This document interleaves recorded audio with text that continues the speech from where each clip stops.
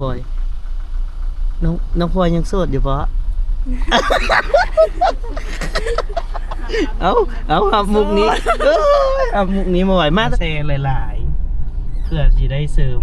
ไลฟ์ฮับมันก็ยังมีกำลังใจพี่น้องอย่างน้อยก็มีคนคอมเมนต์หลายๆแบบนี้นะมันก็มีกำลังใจในการถ่ายทอดเรื่องราวต่างๆลงเนาะต่างคนงามๆเลยเด้อไปนั่งเลยมีเฝอซีนงัวขาลายหรือข้าวเปียกมีบ่มีผู้ถ่ายได้ปะบอกจ่อยมาจากเทือกละหานี่ยังมือบอกเทือกแรกเนาะน้องพลอยเอามาตอนนั้นเนาะ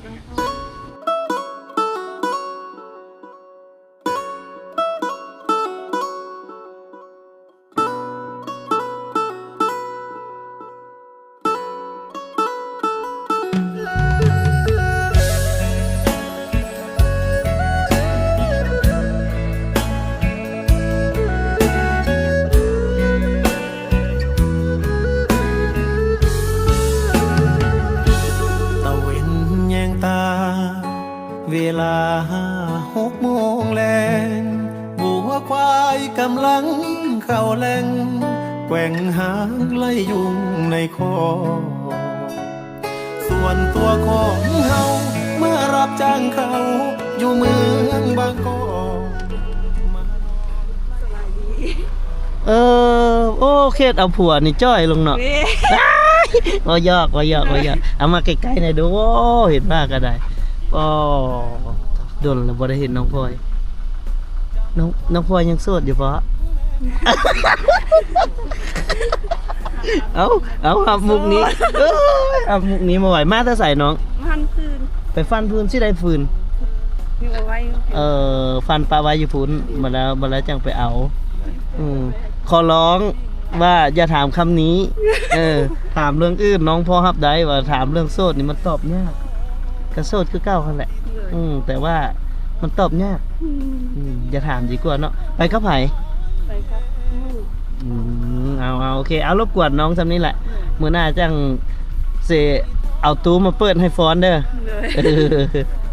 คิดฮอดลีลาท่าเต้นอยู่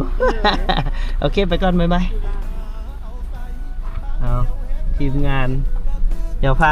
พาไปท่าแขกพี่เบิ่งในรถนี่เบิ่งดูเต็มครบรอบหลายเดือนที่ได้ใช้ชีวิตร่วมกันโดนแล้วบ่ได้มายื้อยามถามข่าวทางนี้เนาะจนลืมข่าวพี่น้อยมันเรียกหลายธุระหลายก็คือเบิ่งว่าใน YouTube บ่เสียคำแหละ 7-8 มื้อก็บ่ได้ลงคลิปนึงเดี๋ยวนี้นะกระปิกกระปอยเข้าแต่เจ้าว่าโอ้ยเป็นยูทูบเบอร์กันคือโบอันเปลี่ยนหมดเลยอย่างรถอย่าปากส่วนนี้ถือว่าเศรษฐกิจบ่อยากพอเพียงบ่คือแต่ก่อนแล้วก็เป็นกำลังใจคือเก้าแหละอยากให้พี่ให้น้องมาไลค์มาแชร์หลายๆเพื่อที่ได้เสริมไลฟ์ฮับมันก็ยังมีกำลังใจพี่น้องอย่างน้อยก็มีคนคอมเมนต์หลายๆแบบนี้นะมันก็มีกำลังใจในการถ่ายทอดเรื่องราวต่างๆลงเนาะถ้าว่าโพสต์ยังไปเงียบกิ๊บแบบนี้เนาะโอ้เมื่อยไม่บอกน้องจอยมันเลยเมื่อยล้าแล้วก็เริ่มท้อถอยลงไปนะครับจังไรก็ฝากนำพี่นำน้องเบิดทุกคนเลยแหละเป็นซอยเป็นกำลังใจเพราะว่าจะไลค์คอมเมนต์สำคัญก็คือคอมเมนต์แหละเนาะที่จะเสริมพลังบวกในกับคนเห็น YouTube ทุกคนเลยแหละถ้าว่ามีคอมเมนต์ทักทายกันตลอดนี่ก็มันก็จะมีกำลังใจเนาะแล้วก็เป็นการเปิดการมองเห็นให้กับ YouTube นำมื้อนี้น้องจ้อยเตรียมงบประมาณไปเท่าไหร่ซ้ำว่าเขาไปเลาะตลาดบ้านพอพื้นน้องจ้อยเงินสำคัญนี่คันว่าจ้างรถไปนำตื้มอีกนี่แห้งแล้วจ่ายแต่ค่ารถซื้อๆกับเบิ้ลจ่ายค่ารถซื้อๆกับเบิ้ลไประดับ2-3 แสนบุรุษเนาะเหี่ยวมูลเฮาจ้างไปค่ะ70แล้วได้เดี๋ยวนี้70ว่ะค่าไปได้โดยทำมา 70อีก บางอันก็บางคันก็70บางคันก็80หั่นนะ ก็ตกอยู่ไปเกือบ200,000แล้วเด้คือว่าอะไรกินอีกกินนี่บ่ว่าอะไรอยู่เฮือนเฮาก็กินแต่ก็สิประหยัดกว่าเฮาไปกินอยู่บ่อื่นแม่นบ่ แม่น เฮากินอยู่เฮือนเฮาไปเดี๋ยว ไปซื้ออีหยังก็ซื้อเครื่องใส่หานซื้อเลขซื้อหยังน่ะเฉพาะแนวมุงก็เบิดตั้ง2ล้านล่ะ ยังบ่ทันได้เห็นสำหรับหารเพิ่นพุ่นแหละขากลับมาพุ่นแหละน่าจะสิได้เห็นพี่น้องก็สิได้เห็นผ่านช่องบ่เตียงคำหน้ากายอยู่นี่พี่น้องนี่เบิ่งนี่เส้นทางเฮาก็ได้เกียมแล้วขยายแล้วนี่อดจะรออีก2 ปีกว่าๆก็สิได้เที่ยวเส้นทางงามๆใหญ่ๆขึ้นกว่าเก่าการพัฒนาเพิ่นก็เฮ็ดไปอยู่เรื่อยๆเนาะเป็นกำลังใจให้ไอ้เบ้าขวทางมีอยู่ไอ้เบ้าขวทางเข้าไปเยี่ยมยามอยู่บ้านฮะ ยังบ่มี มันผู้สาวมันน้อยแล้วอยู่บ้านน่ะก็เลยบ่ดึงดูดนุ่มๆเข้าไป ผู้ใดก็ไปเฮ็ดเวียกอยู่ไทยเบิด อืม ยังแต่น้องพลอยน้องใหญ่หั่นล่ะอยู่บ้านกับน้องจันก็ไปเฮ็ดเวียกน้องพุดก็ไปเฮ็ดเวียกกันแล้ว น่ะอันผู้เบ้าห่วงหลายๆไปเรียบร้อยเนาะอันน้องพุทธนี่ไปกับอันนั้นบ่ไปกับ กับผัวเพิ่น ผัวเพิ่นเนาะ น้องจันไปคนเดียว โอ้ยังน้องใหญ่กับผู้สาวก็ยักแต่สำคัญแหละยักลุ้นน้อยๆลุ้นน้อยๆจุอันนั้นกำลังเยอะขึ้นมานี่เยอะกะ14-15 ปีเขาก็ไปแล้วเนาะ แม่พวกนั้นน่ะ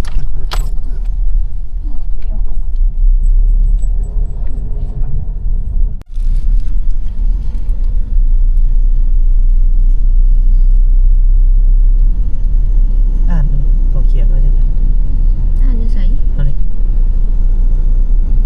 รถนี่ ตัวภาษาอังกฤษนะอ่านดู อ่านบ่เป็นโอแก้วอ่ะไม่ได้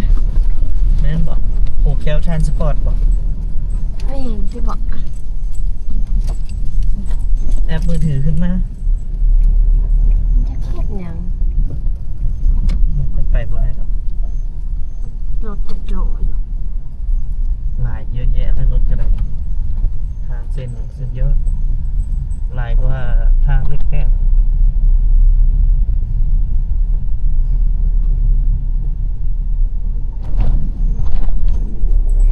เวลาจักสิทันบ่ตอนเช้าคันบ่ทันก็สิเป็นตอนแรกไปกวดแขนได้เท่านี้คืนเนาะเพราะว่าในเดือนหนึ่งละหมอว่าต้องไปกวดคืน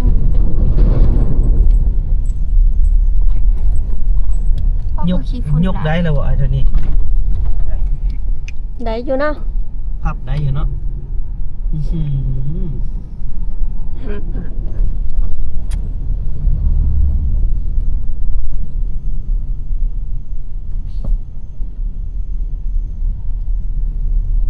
เดี๋ยวสิพาเจ้าซ้อนท้ายมอเตอร์ไซค์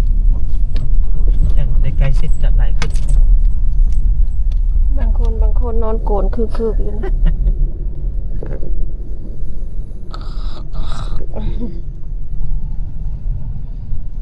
ขี้ฝุ่นหลาย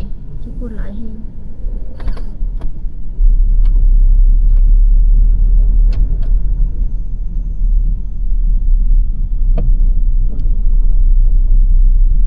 ข้างสวนเนาะเป็น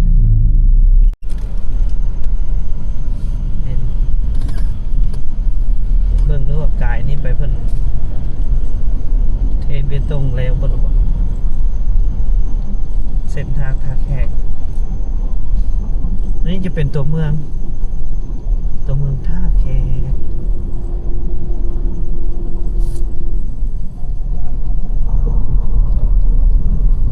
เองแล้วเนาะ แค่แล้ว แถวในทีมันแล้วกับกวงไว้สิกับใครบ่2 เลนก็เอาไว้แล่นเลนหนึงก็จอดรถเนาะนึงก็โอเคแล้ว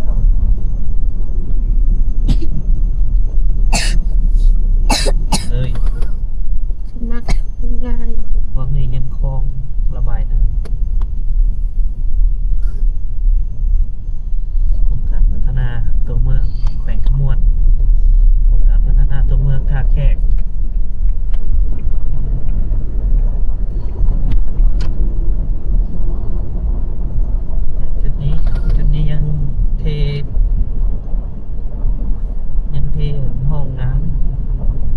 างแล่นแหละในเมืองทางใหญ่ไปสิ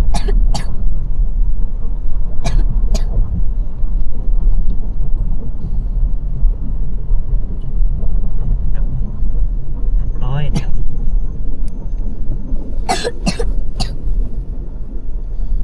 ว่าถ้าแขกแล้วนะ หมดเลยได้ 10:55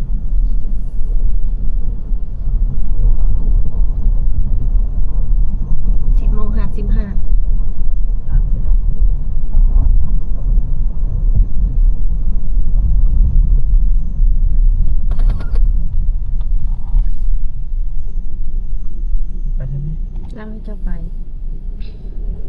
อยู่ในวงเวียนไปก็ให้เขาไปเขาก็ไป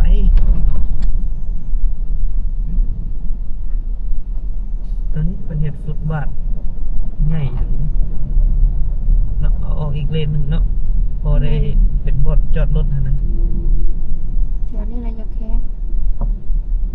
มันฟุตบาทใหญ่จอดรถจังไหนเลยสิ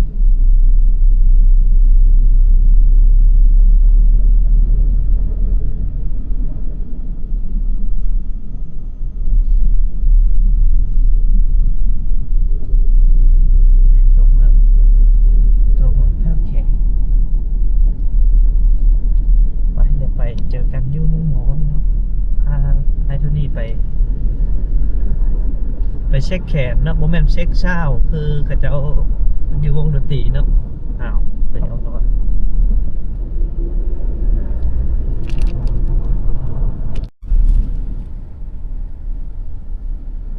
ฮอดสไลด์นะถึงใสแล้ว ชื่ออยู่บ่เท่านี้บ่อนเคยมาอยู่บ่นี่ อยู่เหิมก็ 2 ทิศทิศหนึ่งเนาะทิศปลาย ติ เนาะ ดปลายครบหอบเดือนหนึ่งมาโรงพยาบาลแขวงคำม่วน ถือว่าเศร้าไว้อยู่ได้จังนี้ อืม ไอ้เท่านี้ เอาไว้ แค่ ถึง นี้ ฟัง แล้ว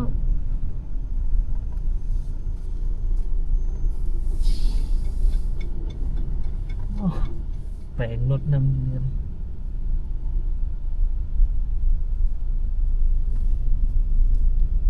ผมมานอนที่นี่ก็มีบ่นอนอยู่บนจอดรถอีกพอเอ้ยเบิ่งรูปมันนะ เขาจะมานอนเฝ้าพี่น้องเขาที่ นอนแถวอึดบ่นอนกว่า เนาะ น บ่ อ อน นจอดรถสิ ไปลงไปเขียวลงบ่นี่ค่อยมา เจ้าเอาเงินนี่พาลูกไปเลยไปถามเขาเลย ไปถามเขาอยู่ไส เบอร์3นี่แหละจะมาสแกนอันเบิ่งแทนคืนเอาเงินเนี่ย ให้อายถือ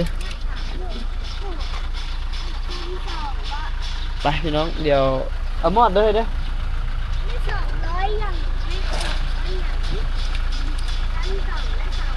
มาสแกนไอ้เท่านี้ลงมาลูกปอดห้องหมอละ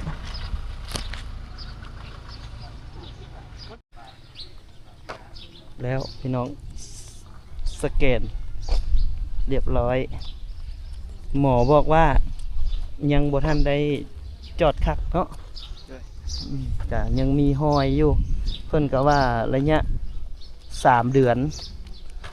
ขึ้นไปหา6 เดือนบาทจังสิการหอยแตกมันจังสิจอดคืนคือเก่าพี่น้องก็เป็นกำลังใจให้ไอ้เท่านี้สู้ต่อแต่ตอนนี้ในการหนึ่งได้ธรรมดาเนาะลูกเนาะหนึ่งได้ธรรมดาลูกชายกกพี่น้องเลยรถเพิ่นล้มตั้งแต่เดือนหลังพุ่นละตอนนี้ก็ไข้แน่ละไปโรงเรียนได้ปกติแต่อีก6 เดือนถ้าว่าบาดแผลมันดีกระดูกมันจอดคืนแล้วก็6 เดือน7 เดือนหา8 เดือนก็สามารถเอาเล็กออกได้ตอนนี้แต่ใช้งานปกติ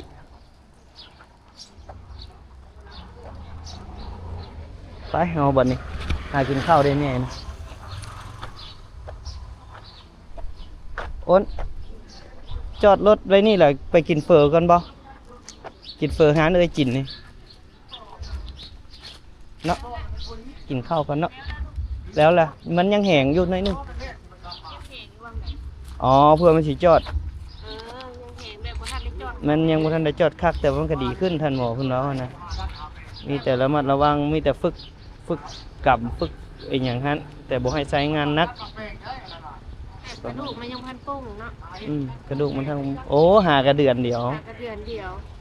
แล้วพอดีขึ้นหลายแล้วเนาะ ก็ปก กระ ติ แนมลูกอย่าพาเฮ็ดนัดเด้อ เปล่าเฮ็ดนะ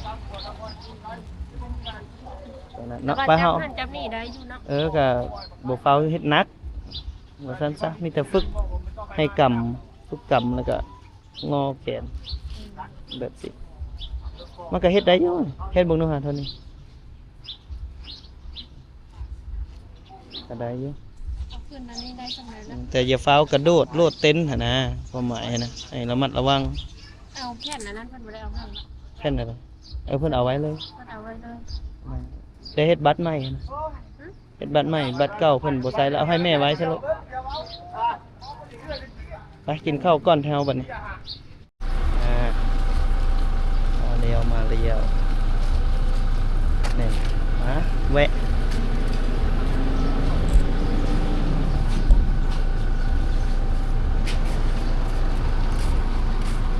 เอามาฝากท้องมื้อนี้ฝากท้องบ่แม่นฝากท้องลูกเด้ฝากท้องคนอยู่หานจินตนามาเชิญเข้าไปเลยเข้าไปลูกนี่สร้างผู้งามๆนี่คันอยากได้คันอยากได้มาอย่างลูกไงลูกสิ้นวะอยากได้ปลาหมึกหลายๆฮะต้องสั่งคนงามๆนี่เด้อไปนั่งเลยมีเฝอซีนงัวขาลายหรือข้าวเปียกมีบ่ มีบ่ได้ได้บ่ บ่ถ่ายบ่ได้คนงาม อกหักยังงง อกหักอกหักยังเมาค้างอยู่ อกหักอีหลีอกหักอีหลี ใช้ว่าโสดว่าอกหักนี่ได้อีก อกหักบ่มีแฟน โอ้ยเขาสิเข้าดาวเลยได้ โสดกลับปี โอ้ตาย อกหักข้ามปี แล้วเจ้าได้ไปเปลี่ยนแนวใหม่แหละข้ามปีเจ้าไปสวดมนต์ ไปขอวัด เอาพัดลมเย็นๆเห็นบ่น้องบอก ลาน้องทรายบอกว่าเอาพัดลมเย็นๆเอามาอุ่นหนุนโหเจ้าของร้านยังอยู่ปูนสบายดีคนงามไข่ได้ยินเสียงอยู่บ่มันปะโลมาพี่ละเนาะเอามาฝากท้องเด้อก ำลังเบิ่งอยู่ ฮาเดซ่ากำลังเบิ่งอีหลีได้พี่น้องเอ้ย ได้ยินเสียงอยู่นี่เพิ่นมาเห็นตัวจริง มันก็ได้ยินเสียงตัวจริงอีกเอามาฝากท้องอยู่ที่ร้านเฟอแซ่บจินตนาเพิ่นมี2สาขาเด้อ มีแต่น้ำใสเนาะน้ำตกแต่ยังมี ยังมีอยู่เนาะคันอยากกินเฟอน้ำตกคักแน่แล้วไปกินอยู่ตัดเชียงลือ ซื้ออยู่นี่ไปกินอยู่น้ำตกเชียงลือเขาเอิ้นว่าเฟอน้ำตก แม่นมา แม่นมาโสดเด้อพี่น้องเด้อโสดข้ามปี อกหักโอ้ยหลายคนเข้ากองบ่เตียงเท่าใดอกหักคู่เด้อบัดรับหลังกองเท่าใดหั่นมีผู้ควงตลอดบ่อยากเสื้อปานใดเอามา มัน แวะ มีแต่มันบ่เป็นตัวเป็นตนนะ มันบ่มีโตมีตนมีแต่มาจอบแชทซื่อๆเนาะเอาไปซิซะขอเวลาสัก2 นาทีนะอยากกอดแค่นี้ อกหักบ่มีแฟนบ่แม่นอกหักแบบเขาทิ่ม อกหักบ่มีแฟนโอ้ยเอามาแน่พี่น้องเอาเพิ่นเด้ ตอกไอ้บ้านั่นแหละเอาเปิดน้ำตก1น้ำใส1เด้อ ไปเอาฝากทองพี่น้องบันเว้าว่าอยากมีแฟน แต่บ่อยากให้มีคนมาจีบยันเขามาใส่ซาดเนาะมาเป็นภาระเฮาหั่นนะ บ่แม่นแนวนั้น แนวไหนซั่นนะ อ้าวมันมีแต่คนหลอกลวงเนาะ โอ้ยคนจริงใจก็มี เจ้าก็จะไปมองโลกในแง่ร้ายปานนั้น 10 คนมันก็บ่มีคนผู้หนึงไงเด้ โอ้ตายรถเอาฝากถึงผู้ชายเด้อที่มักตัวยั่วหลอกลวงผู้หญิงที่มักหลอกมาขอบัตรเติมเงินเนาะ นี่ ผู้ใดมาจีบก็ขอแต่บัตรเติมเงินซื่อๆบ่ได้เด้อบัดนี้เด้อเอาเสิร์ฟพี่เนี่ยมันสิอิ่มท้องเฮานี่ บงหักละบัดนี้ฮะเอาขอสมัครคนจริงใจ อยากเจอคนจริงใจ เรียน เป็นตาแซ่บแบบนู้นนี่เฟอแซ่บจริงๆเฟอแซ่บอีหลีเดี๋ยวเราปรุงก่อนปรุงรสชาตินิดนึง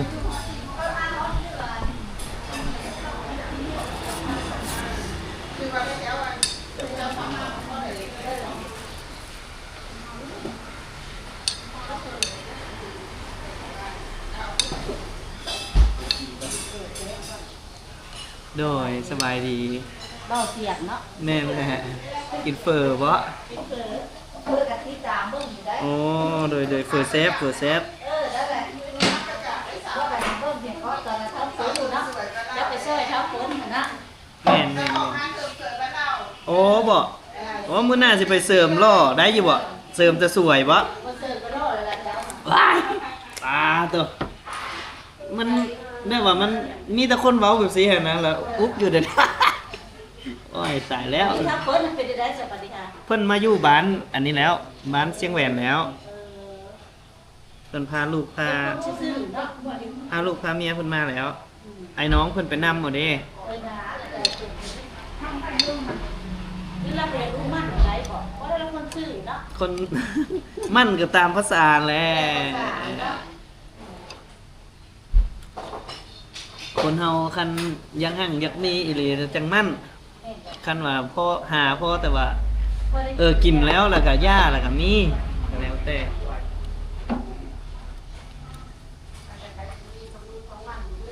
แม่น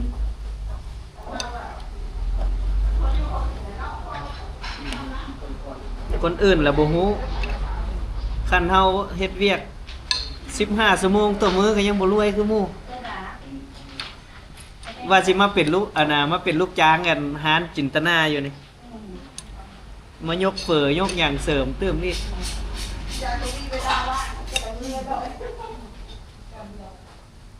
มาฝากเนื้อฝากตัวบางเทื่อเขามาอยู่ผัดแม่ครัวเพิ่นสิได้ผัวนะเขาเอิ้นอันผู้บ่าวมาหลายเนี่ยพออิ่มแล้วทางนี้อิ่มแล้วบอเรียบร้อยแล้วบอคุณนั้นเด้ น้ำน้องน้ อิ่มแล้วอิ่มหรือยัง ำนี่เพิ่นแถมมาได้ให้ ป้าบตัวคือคักแกะ ยายเลยล้างถ้วยเล็กเยอะ โอ้โหสั้นได้ล้างถ้วยปะ จานในร้านถ้วยอิ่มแล้ว อิ่มแล้ว แซ่บ แซ่บหลายเราเฟอแซ่บเนาะฟังซื้อหานก่อนหานเฟอแซ่บเป็นไง แซ่บ จ่อยมาจากเทือกละหานนี่ ยัง ยังมือบอกเทือกแรกเนาะน้องพลอยเอามาตอนนั้นเนาะ แซ่บแห้ง พลอยแซ่บคอแห้งตีนี่ฮะเบิ่งดู บักเพชรอีหยัง เบิ่งซี่อันคือ โอ้ย เผ็ดแต่แท้จริงอันบ่ได้เผ็ด ใส่น้ำหน้ามันเอา เออ เอาคักหลาย 5แต่5ถ้วย350 เจ๊สิจ่ายหรือให้เฮียจ่ายมื้อนี้ เนี่ยจ่าย ให้ ซะ เฮียจ่ายพอ เงินก็เอาให้เลย ยิ้มบ่ให้ถือเก๋เพิ่นเอาเนาะ เงินก็เอาให้เลยได้ซะ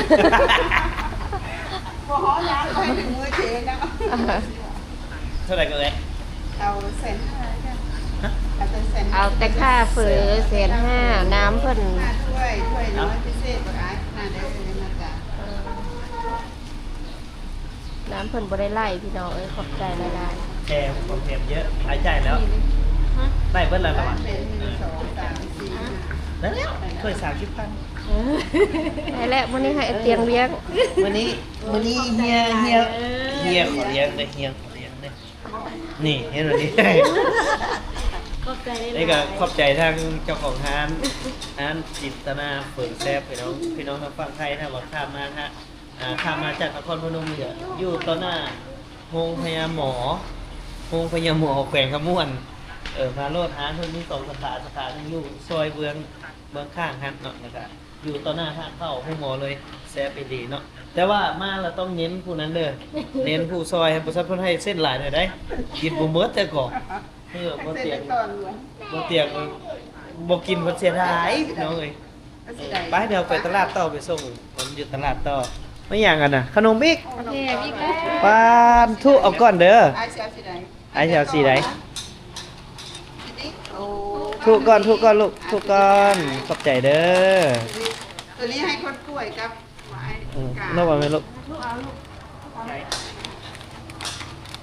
อ่ะไอ้ทงชายผมมึงตกใจเลยว่า ผู้ป่วยค่ะเนาะ เมืองซ้าย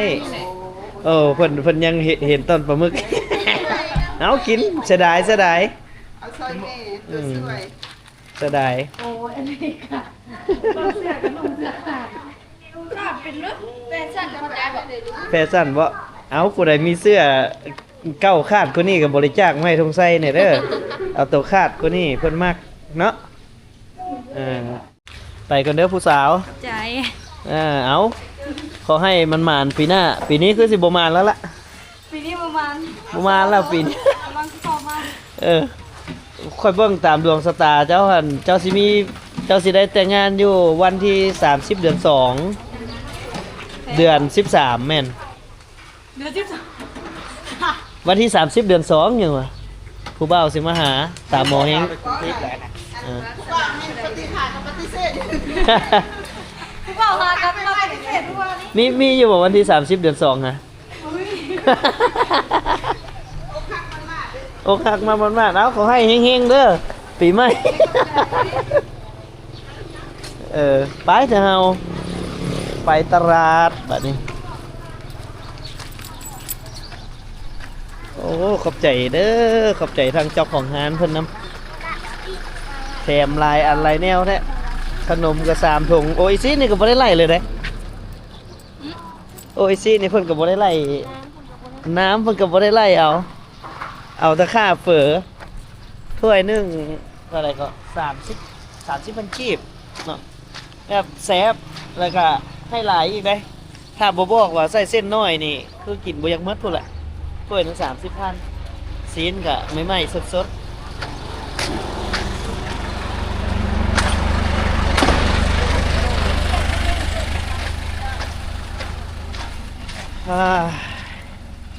มาเช็คสุขภาพคืนพี่น้องบ่าว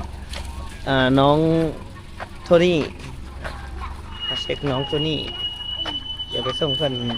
ไปตลาดก่อนบัดนี้ไปซื้อของต่อ